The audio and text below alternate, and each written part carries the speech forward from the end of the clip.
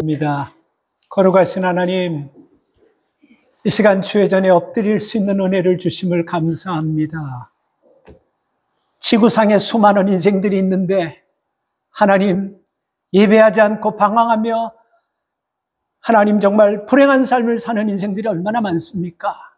그럼에도 우리를 구원해 주시고 선택해 주셔서 하나님의 자녀로 삼으시고 거룩한 주일날 예배케 할 수 있는 은혜 주심을 감사합니다. 하나님, 예배가 예배로 끝나지 않게 하여 주십시오. 이 예배 속에서 주님을 인격적으로 만나고 체험적으로 주님을 체험하는 산제사 되기를 원합니다.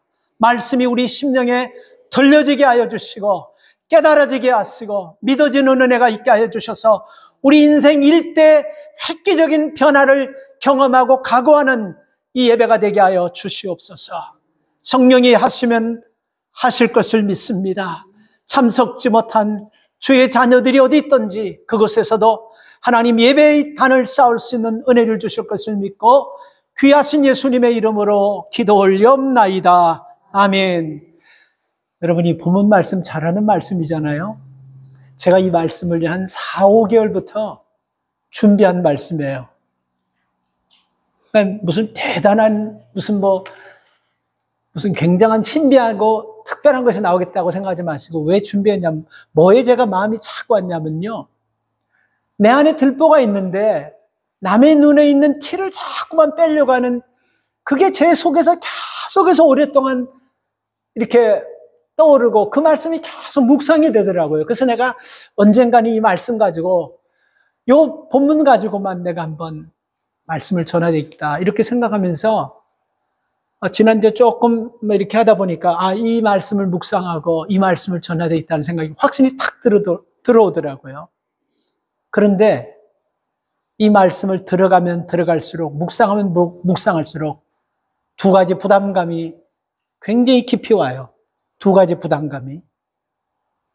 여러분들은 오늘 이 두 가지 부담 가운데 한 군데도 들어가지 않기를 바랍니다. 첫째, 이거 비판하라는 말이구나. 성경은 한 번도, 목사님 오랫동안 설교하면서 비판하지 말라고 그래놓고 갑자기 오늘 또 이 본문 마태복음 7장 1절 5절 이 산상수훈의 말씀을 말씀하시면서 이게 비판하라는 것이 내가 착각해서 무조건 무방비하게 막 그런 비판하는 일이 없어야 됩니다. 이건 경고예요. 경고의 말씀입니다. 또 하나는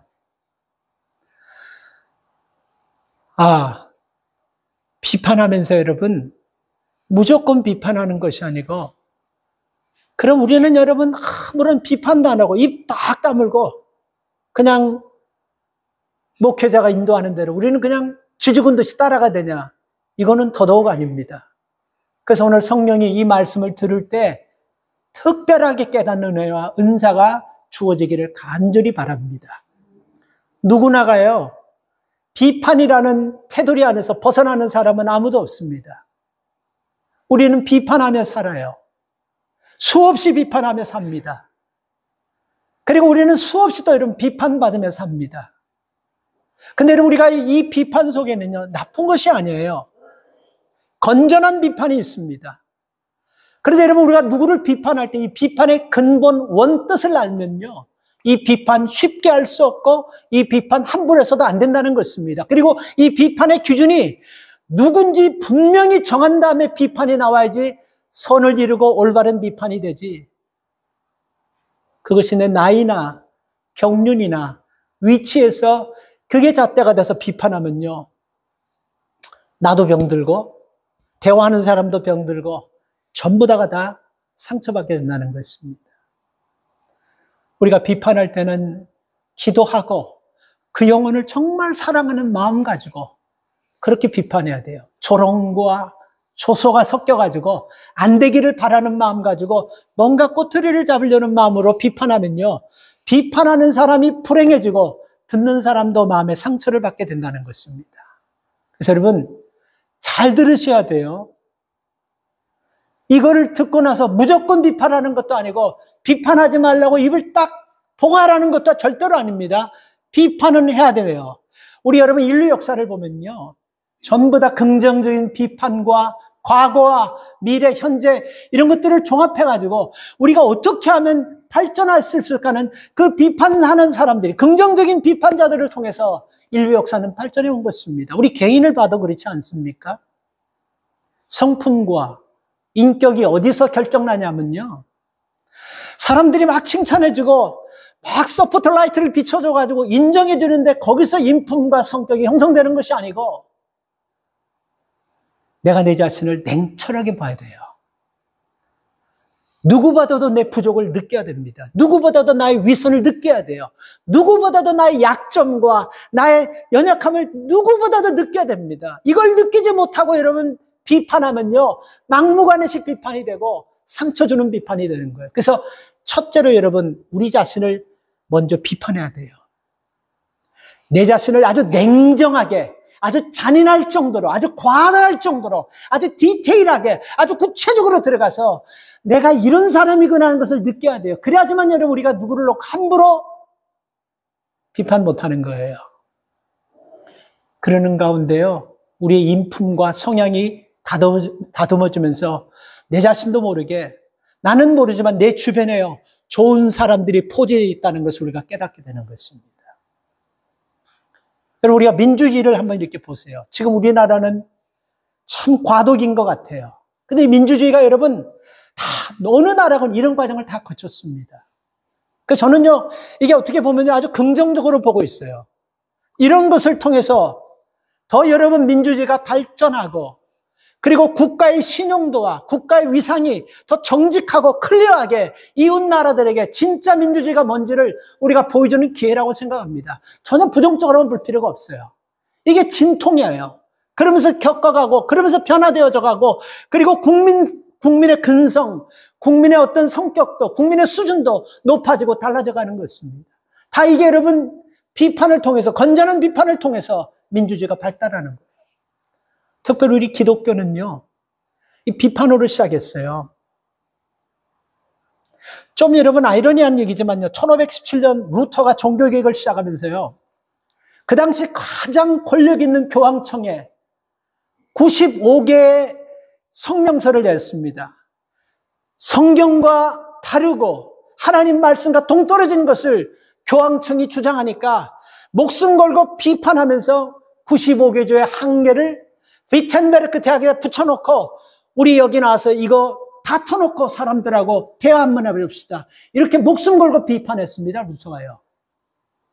그래서 그 면죄부 사건이라든지 연옥은 교황 마음대로 오르락내리락 한다든지 공로를 통해서 천국 간다, 이런 전부 다 성경에 없는 것들을 놓고 우리가 비판합시다 하면서 루터가 해서, 그게 여러분 우리가 개신교가 나온 것이 기독교인 것입니다. 그래서 기독교는요, 계속 이렇게 발전하는 거예요. 그냥 머무르 있는 것이 아니에요. 계속해서 발전하고 변화하고 새롭게 비판하면서 성장하는, 이런 가운데서 기독교가 발전하는 것입니다. 그래서 여러분, 우리는요, 제가 오늘 본문 이 말씀을 전하면서 여러 번 강조할 겁니다. 비판을 하지 말라는 것이 아니에요. 무조건 비판하는 것은 더 아닙니다. 하나님께서 우리에게 여러분 비판할 영역을 줬어요. 그리고 비판하지 않을 영역을 줬습니다. 그러니까 우리가 비판할 영역 속에서는요, 우리가 구체적으로 비판해야 되는 것입니다. 그래서 우리는요, 이것이 하나님의 말씀과 일치하는지 우리가 분별하기 위해서 여러분 판단력을 가져야 되는 것입니다. 그렇지 않습니까? 우리가 성경을 통해서 신앙생활하고 건전한 교회에서 신앙생활한 사람들은요, 우리가 이상한 설교를 들으면요, 우리 속에 거부감이 오는 것은 사실입니다. 예를 들어서 오늘 갑자기 예배 왔는데 세상 다 팔아가지고 교회 오고, 그리고 신학교 가고, 성교 가고, 그리고 이제 우리가 다 세상, 이건 다 없어지는 거니까 다 세상 것 그만두고 이제 교회에서 우리 같이 단체로 숙식하고 같이 먹고 삽시다. 이거 이상한 거예요. 왜 우리가 세상에 나가 빛과 소금이다라고 했겠습니까? 우리는 교회에서 같이 숙식하고 먹고 자기 재산 나눠가지고 공산주의처럼 그냥 막 주물럭주물럭 하는 것이 아니고, 세상에 나가서 세상에서 빛과 소금이 돼야 되는 것입니다. 그래서 우리가 이런 말씀을 딱 들으면요, 이것이 잘못됐구나 하고 우리가 비판할 수 있어야 돼요. 우리가 여러분 이렇게 살다 보면요, 우리가 나도 예수 믿습니다, 나도 신앙인입니다 할 때 여러분, 이 사람이 참 신앙인인지 이게 이단 신앙인지 우리가 판단할 수 있는 분별력의 잣대가 성경을 통해서 이루어져야 되지 않겠습니까? 그 판단력이 있어야 되는 것입니다. 교회가 여러분 예를 들어서 중대한 범죄를 저지른 사람이 있습니다. 교인이 몇 안 되니까 이 사람 범죄한 것 그냥 눈 감아주고 그냥 쉬쉬하고 그러면 그 사람도 문제지만요, 다른 사람들에게 전염이 되는 거예요. 반드시 판단하고 잘못된 것은 교회법대로 치리하고 교회법대로 반드시 해야 되는 것입니다. 왜? 교회를 지켜야 되기 때문에요. 그래서 이런 건 판단하고 이런 건 분명히 비판해야 된다는 것입니다. 그러나 우리의 영역이 아닌 것이 있어요. 어떤 게 우리의 영역이 아닙니까? 선과 악을 내 기준으로 결정하는 굉장히 위험한 겁니다. 천국과 지옥을 내 의지로, 내 생각으로 결정해 주는 건 굉장히 위험한 거예요. 근데 여러분, 멀쩡한 교회 같은 데서도요, 당신 천국 갈 것이고, 당신 지옥 갈 것이고, 이렇게 얘기하는 건 굉장히 위험한 겁니다. 이건 보통 위험한 것이 아니에요. 죄가 뭡니까? 도둑질하고 강도질하고 사기치는 것만 죄가 아니고, 내가 하나님의 자리에서 하나님의 영역을 침범해서 하나님의 뜻을 사람이 하려고 하는 그때부터 죄가 진행되는 거예요. 그래서 우리가 이런 걸 판단할 줄 알아야 됩니다. 그래서 함부로 저 사람 지옥 가겠다, 저 사람 저렇게 살다가 망해, 절대로 그런 얘기를 해서는 안 되는 것입니다. 우리가 성경을 보면 알 수 있지만 처음부터 여러분 잘 성장해서 믿음 생활 순종하면서 건강하게 잘해가지고 믿음 생활 100점짜리 된 사람은 성경 60거를 다 털어봐도 한 사람도 안 나와요. 다 하자가 있고 부족하고 다 흔들리고 넘어지고 쓰러졌던 사람들입니다. 근데 그런 한 점 하나를 보고선 이 사람은 안 되는구나, 이 사람은 되는구나, 누구도 이렇게 할 수 없다라는 거예요. 이걸 판단할 수 있게 위해서는 우리가 하나님 말씀을 기준으로 삼고 하나님 말씀이 근본이 돼야 된다는 것입니다. 그래서 여러분, 우리가 이 상대방들이 여러분 잘못했을 때 이 상대방의 잘못을 보면서 여러분 우리가 판단하려는 마음이 생기는 것은 사람이기 때문에 그런 성향이 있어요, 우리는요. 근데 여러분, 그렇게 사람이기 때문에 판단하려고 하는 성향인데 우리가 판단할 때 여러분 내 판단할 수 있는 내 판단할 수 있는 그 안에 속한 것인지 아니면 내가 판단 밖에 있는 것인지, 그리고 이 판단해야 되는 것인지 분별해야 되는 것이, 이걸 여러분 구별할 수 있어야 되는 것입니다. 예를 들면요, 겨울에 어떤 분이 교회 오면서 반팔을 입고 왔어요. 운동화 신고 왔어요. 근데 여러분, 우리가 이걸 보고 잘못됐다, 저거는 겨울에는 긴 팔 입어야지, 저거는 문제가 있다, 이렇게 얘기해서는 안 된다는 거예요. 예를 들면 그 사람이 운동화 신고 반팔 입고 온 것은 예배 끝나고 시간이 없으니까 내가 바로 운동하겠다, 이런 마음으로 교회 안 오고 예배 드리고 나서 운동하겠다는 그 마음을 가지고 반팔 입고 운동화 쓰면 우리가 이것은 잘못했다, 잘했다, 이것을 이전에 여러분 우리가 그 사람 마음을 알아야 되는 것입니다. 그렇지 않습니까? 이해가 안 가요? 예를 들어서 여러분, 어떤 사람이 교회 왔어요. 교회 왔는데 보니까 여기에 담배를 딱 이렇게 끼고 있어요. 담배를 늘 피는 사람이니까. 근데 여러분, 담배 피는 사람은 교회면 안 되니까 담배 피는 사람 교회 오지 마세요. 그것보다도 예배 끝나고 나서 내가 못 끊으니까 예배 끝나서 담배 모르고 습관적으로 끊고 여기다 주머니에 넣고 온 사람을 나가세요. 그거는 여러분 우리가 올바른 판단이 아니라는 것입니다. 그러니까 우리가 이런 것을 여러분 분별할 줄 알아야 돼요. 그래서 우리 믿음의 사람들이 여러분 살아가면서 참 조심해야 될 것들이, 여러분 우리가 무엇을 판단할 때 어떤 중심과 어떤 기준을 가지고 판단하냐, 이게 굉장히 중요하다는 것입니다. 근거 없이 그냥 내 생각대로 그 사람의 한 번의 어떤 그런 모습을 보고 마치 그 사람을 다 아는 것 마냥 그렇게 하는 것은요 굉장히 부적절하고, 그렇게 해서는 안 되고, 그렇게 하는 자체가 여러분 우리가 믿음 안에서 떠나 있는 사람의 모습을 보여주는 것입니다. 그래서 예수님께서 오늘 1절 말씀에서 얘기하는 거예요. 비판받지 아니하고 그러면 비판하지 말. 이 말 뜻은 뭡니까? 비판을 받지 않을 조건이 뭐예요? 비판받지 않으려고 하는, 이 말은 풀면요, 비판받기 싫은 사람이 비판하지 말라는 것입니다. 그러니까 이 말은 뭡니까? 바른 소리에서 나도 바른 문제 때문에 비판받기를 각오한다면 바른 소리 할 수 있어야 되는 거예요. 근데 내가 여러분 나한테 바른 소리 하는 것조차도 싫어가지고 그것도 듣기 싫어가지고 잘못되는 것으로 입 딱 다물고 있으면 이게 성경 말씀이 아니에요. 이건 말씀과 전혀 다른 것입니다. 우리가 비판했죠. 비판한 만큼 나도 비판받을 그런 마음을 가지고 해야 된다는 것입니다.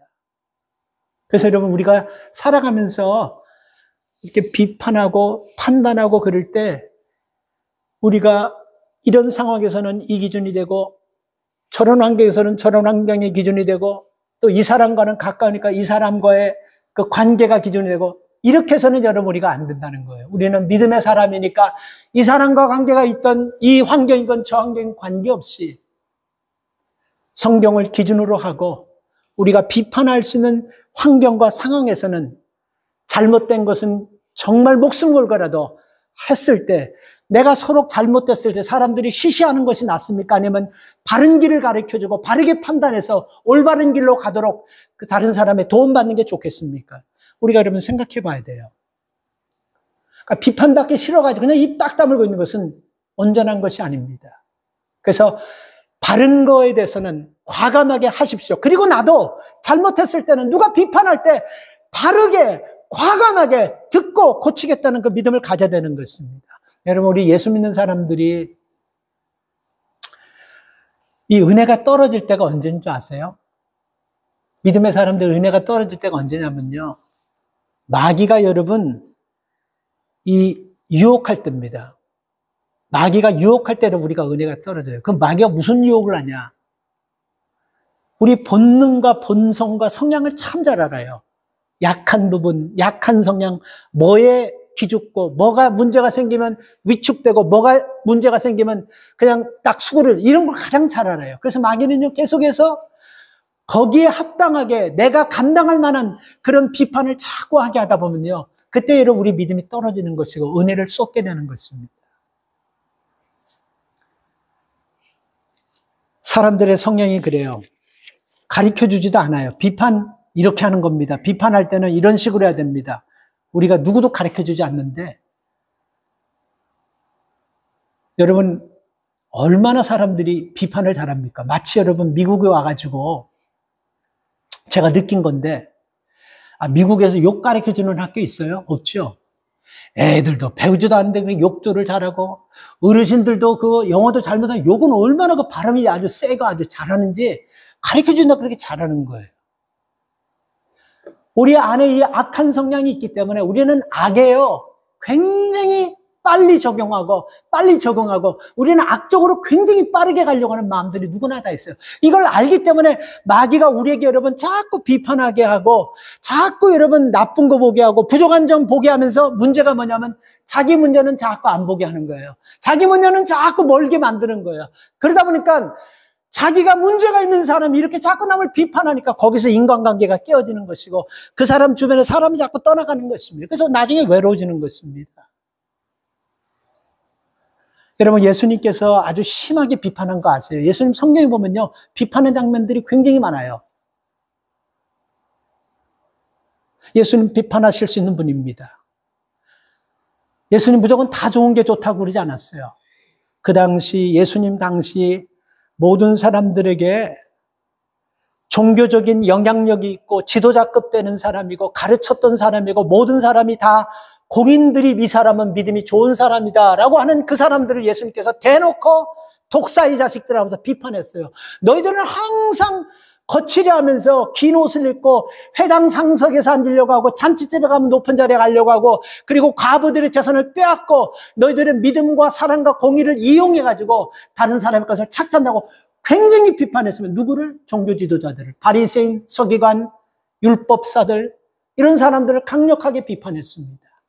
그래서 여러분 우리가 성경 속에서 우리가 비판하면서 살아갈 때 여러분 어떤 가운데서 비판하는 것이 이게 합당한 하나님 보시기에 합당한 비판인지 우리가 이것을 깨달아야 되는 것입니다. 그래서 오늘 본문 3절에서는요. 특별히 근거 없이 이 사람 저 사람 말 듣고 남을 조롱하고 비하하는 정죄하는 행위와 같은 그런 비판을 생각하시면서 간 거예요. 3절에서. 어찌하여 형제의 눈 속에 있는 티는 보고 내 눈 속에 있는 들보는 깨닫지 못하느냐. 형제에 있는 눈 속에 티는 보고, 여기서 여러분 제가 마음에 와닿는 단어는 뭐냐면 형제라는 단어입니다. 형제의 눈 속에 있는 티는 보고 네 눈 속에 있는 들보는, 여기서 형제라는 단어가 제 마음속에 굉장히 오랫동안 연상이 되더라고요. 이 형제는 누구를 얘기합니까? 여기서 얘기하는 형제는 한 부모 밑에서 한 식구, 한 가족이라기보다도 가까이 있는 사람을 얘기하는 거예요. 여러분, 우리의 형제가 누굽니까? 우리는 예수 그리스도 안에서 하나님을 아버지로 모시고 우리는 모든 성도들이 한 형제고 한 자매입니다. 믿습니까? 바로 이 사람들의 허물을 찾으려고 하고, 이 사람들의 티를 보려고 하고, 이 사람 속에서 문제를 자꾸만 끌어내려고 한다는 거예요. 이게 넌센스라는 거예요. 이게 잘못됐다는 거예요. 여러분, 우리가 식구가 같이 있다 보면요, 둘이 있건 셋이 있건 싸울 수 있어요. 이 가족들이 여러분 싸워요. 가족 안 싸우는 가족이 있어요? 부부도 싸우는데, 문제는 싸우고 가족이기 때문에, 형제이기 때문에, 식구이기 때문에 우리가 언제 그렇게 대판으로 싸웠냐, 싹 잊어지는 거예요. 그리고 또 화해되는 거예요. 이게 식구예요.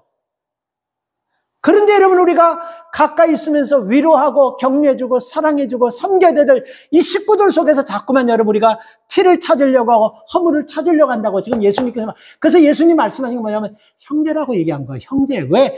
너희가 마귀에게서, 귀신에게서, 악한 것들에게서 허물을 찾으려고 하는 것이 아니고 형제에게서 왜 허물을 찾으려고 하냐. 그 형제도 내가 너를 위해서 십자가에 못 박혀 죽고 너를 살려낸 것처럼 그 형제도 봐도 내가 죽고 살려낸 그 사람이야. 근데 네가 뭔데 그 사람 속에는 티를 자꾸만 찾아서 허물을 자꾸 찾으려, 이 말씀인 것입니다. 그래서 형제에게 왜 하냐는 거예요.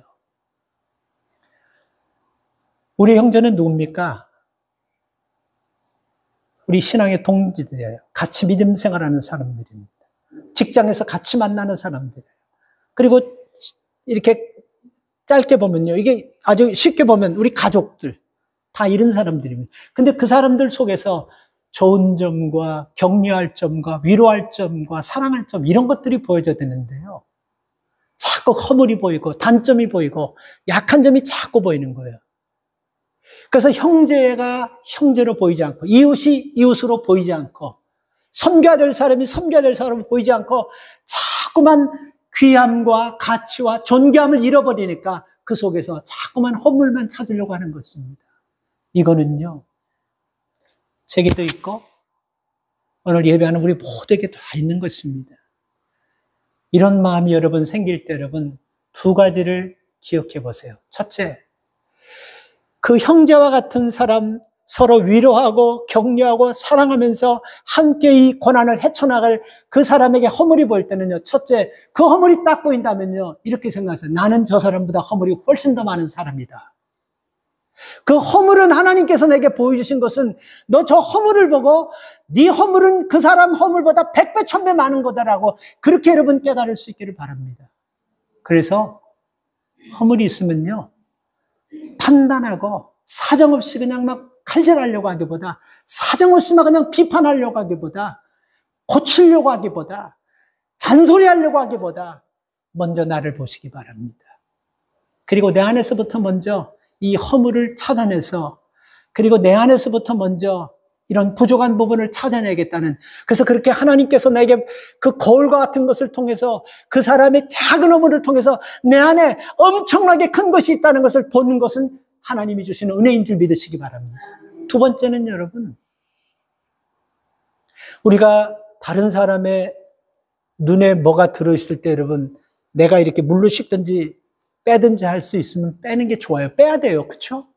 근데 여러분, 우리가 다른 사람에 있는 허물을 빼려고 하면 적어도, 잘 들으세요, 적어도 내 눈에 들보 있는 사람은 빼려고 해서는 안 됩니다. 절대로 안 됩니다. 그리고 뺄 수도 없는 것이고. 그러니까 이 말은 두 번째는 뭐냐면요, 다른 사람의 허물이 있다고 한다면, 그것을 빼주기를 원한다면요, 우리가 반드시 내 눈에 있는 들보든지 티든지 빼낸 뒤에 빼줘야 되는 거예요. 자, 그럼 우리가 어떻게 하면 이걸 내 눈에 있는 들보와 티를 빼겠습니까? 어떤 게 가장 베스트 웨이입니까? 어떤 게 가장 확실한 방법 같아요? 여러분 어떻게 하는 게 내 눈에 있는 들보와 티를 가장 확실하게 뺀다고 생각합니까? 잘 들으세요. 내 주변에 있는 사람과 나와의 관계를 보면 내 눈에 들보가 있는지 티가 있는지 빠졌는지 끼어 있는지 알 수 있습니다. 적어도 내가 믿음의 사람이라고 한다면 내 주변에 선한 영향력이 흘러가야 되는 거 당연한 거 아니겠습니까? 아닌가요?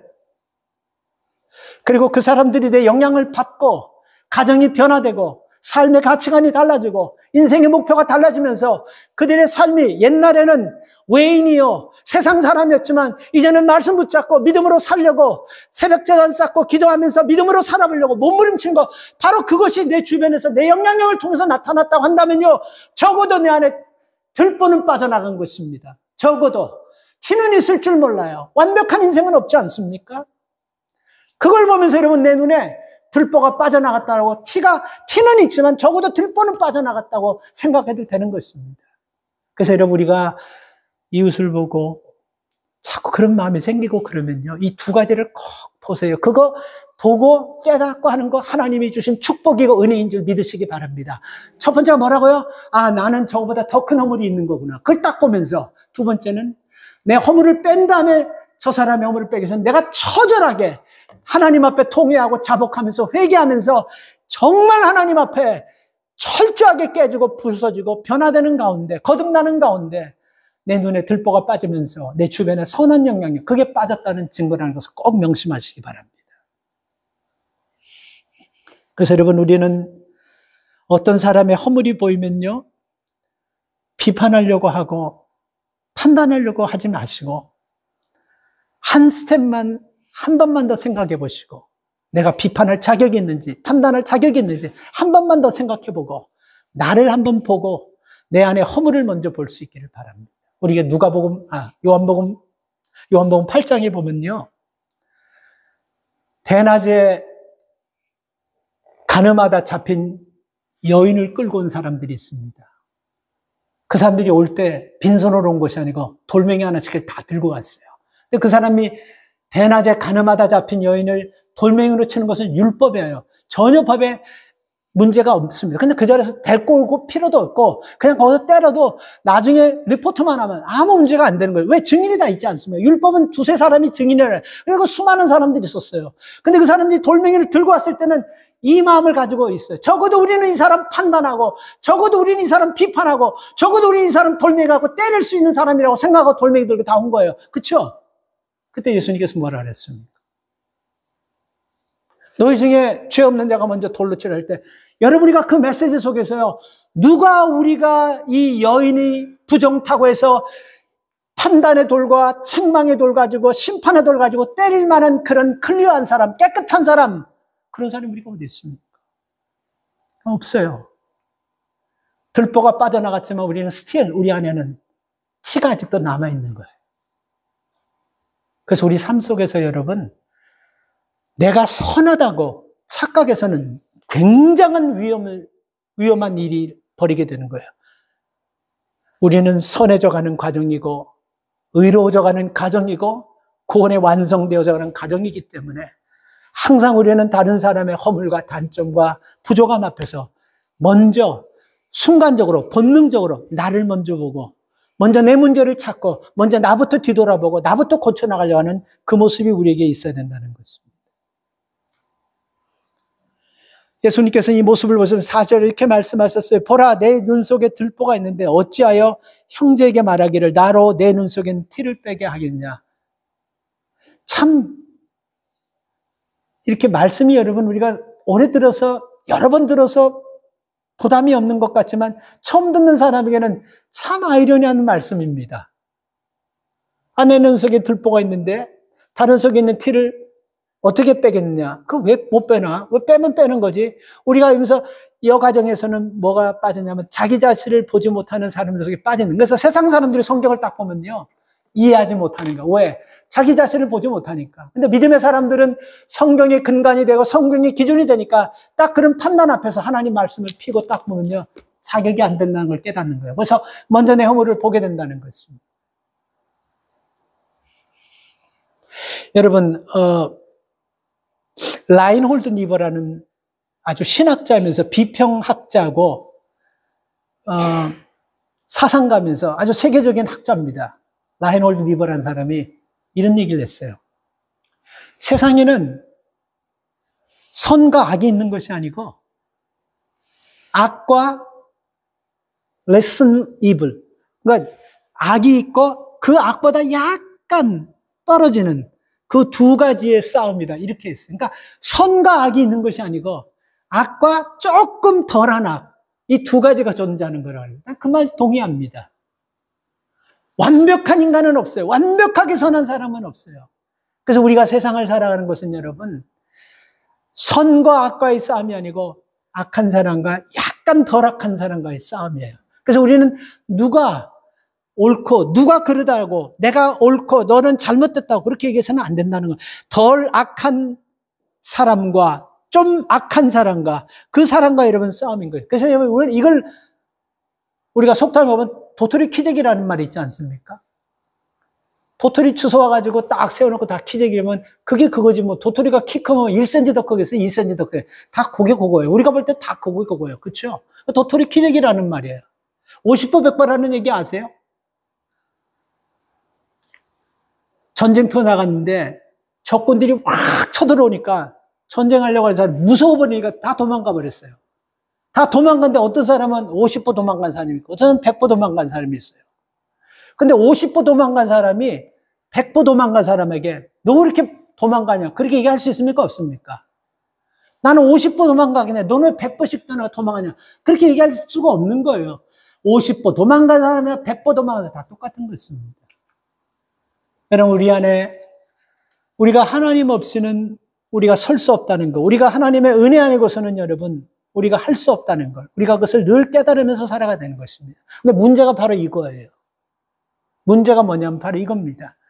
우리가 내 안에 내 자신을 모르면서 내 자신 속에 있는 그 들보라든지 티라든지 내 자신의 문제를 모르면서 무조건 일방적으로 비판해버리고 판단해보려고 하면 한번 생각해 보세요. 내 마음이 병든 상황에서 다른 사람을 여러분 얘기하려고 하고 내가 문제가 된 인격적으로 도덕적으로 내가 바르게 살지 못하면서 내가 여러분 그 사람에 대해서 잘못 산다고 막 얘기한다면 그게 먹힙니까? 그게 이치가 맞지 않잖아요. 그거와 똑같은 것입니다. 우리가 바르게 살지 못하면서 여러분 남에게 바르게 살게 하려고 하는 이 자체가 여러분 벌써 모순이라는 것입니다. 그래서 남을 정죄하는 사람의 특징은 여러분 저는 이 표현을 이렇게 표현했어요. 인격이 기울어져 있다라고. 인격이 기울어져 있는 거예요. 인격이 똑바로 서야 되는데 인격이 기울어져 있는 것입니다. 이태리 가보신 분 계세요? 난 아직도 못 갔지만 이태리 하면 토스카나라는 그 도시에 피사의 사탑이라는 것인데 아시는지 모르겠습니다. 이렇게 기울어져 있죠. 피사의 사탑이 기울어져 있다고. 안 가봐서는 사진으로만 봤는데 가보신 분들은 아마 느낄 거예요. 기울어져 있어요. 여러분, 기울어져 있는 피사의 사탑이 자기 자신이 생각할 때 이게 맞는 거라고 생각하면 굉장히 피곤한 일들이 많이 생겨요. 그렇지 않겠습니까? 그러니까 반듯하게 서 있는 건물은 다 지금 문제가 있는 거예요. 이렇게 서 있는 건물이 하지만 다 완벽한 거예요. 만약에 여러분 우리 교회 교인 중에 몸이 좀 이렇게 아파가지고 이렇게 약간 기울어진 분이 계시는데 우리가 볼 때마다 똑바로 하세요. 자세요. 똑바로 하시고 자 기울어지는데 이쪽으로 자꾸 하세요. 똑바로 하세요. 똑바로 하세요. 그러면 그분이 내가 기울어져서 내가 똑바로 나를 세우려고 하는구나. 고맙습니다 하고 내가 이렇게 이쪽으로 이제 내가 기울어서 이쪽으로 조금 관심을 갖고 신경 쓰면서 내가 항상 이쪽으로 좀 해야 돼. 그렇게 하면요 얼마나 좋습니까? 근데 이분이 승질하면서 내가 왜 비뚤어졌어? 당신이나 똑바로 서. 내가 어디 비뚤었어? 그리고 막 싸우자고 다르더만 그때부터는 여러분 문제가 생기는 거예요. 그리고 그분은 내가 비뚤어졌다고 얘기 안 하는 순간 전부 다 교인들이 다 이렇게 비뚤어. 그리고 우리가 그분 볼 때마다 멀쩡히 있다가도 그분 앞에서 다 이렇게 있어야 되는 거예요. 자기가 삐뚤어져 놓고 전부 다 자기가 기준이 맞다고 생각하면 그때부터 피곤해지고 많은 사람에게 여러분 힘들게 하는 것입니다.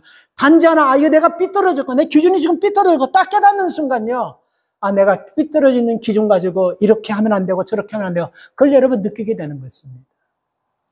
그래서 예수님께서도 오늘 이렇게 말씀하시는 거예요. 어떤 경우에서도 여러분 우리가 남을 비판하고 판단할 수 있는 상황이 있다 할지라도 이 본문 말씀 속에서 여러분 우리에게 5절에서 얘기합니다. 외식하는 자여, 먼저 내 눈 속에서 들보를 빼어라. 후에야 밝히 보고 형제의 눈 속에서 티를 빼라. 여기서 외식이라는 것은 무슨 뜻인지 알죠? 교만하고 위선되고 합리적이지 않고 이중적, 이런 뜻입니다. 근데 여기서 또 하나 여러분 우리가 중요한 단어는 밝히 보고예요. 밝히 보고. 밝히 보고. 그래서 예수님께서 복음서에서 이런 비유에 말씀하셨어요. 우리 눈은 봄으로 복이 있고 귀는 들음으로 복이 있다. 이게 무슨 뜻이냐면요, 하나님의 은혜를 볼 줄 아는 게, 보이는 게 복이는 거예요.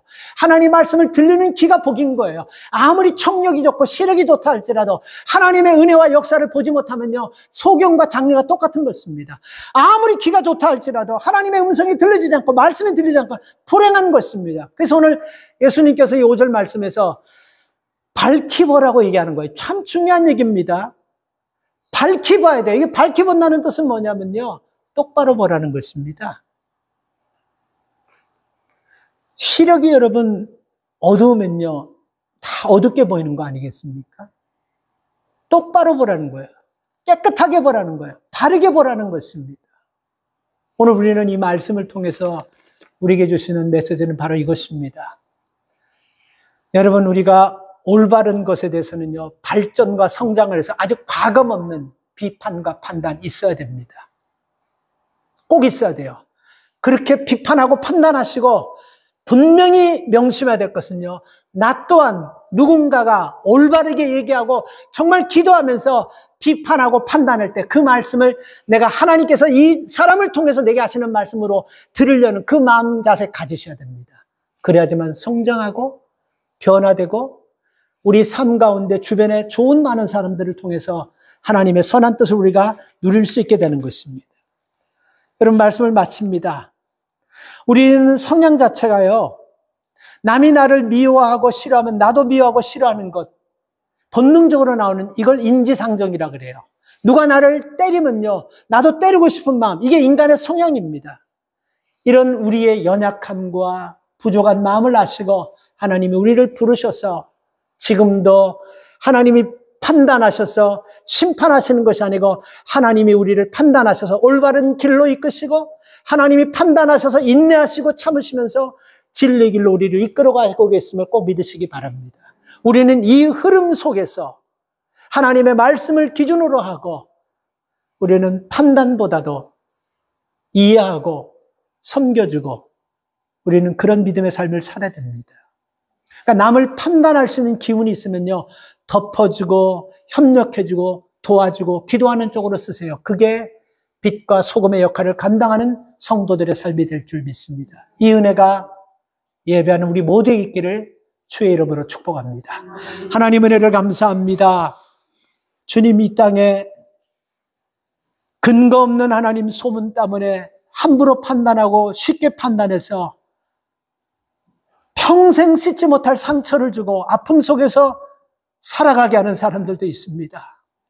주님, 우리 믿음의 사람들은 적어도 우리가 하나님 내 자신을 먼저 보고 적어도 우리가 그런 판단에서 다른 사람을 실족시키고 상처 주는 그런 사람 되지 않도록 도와주십시오.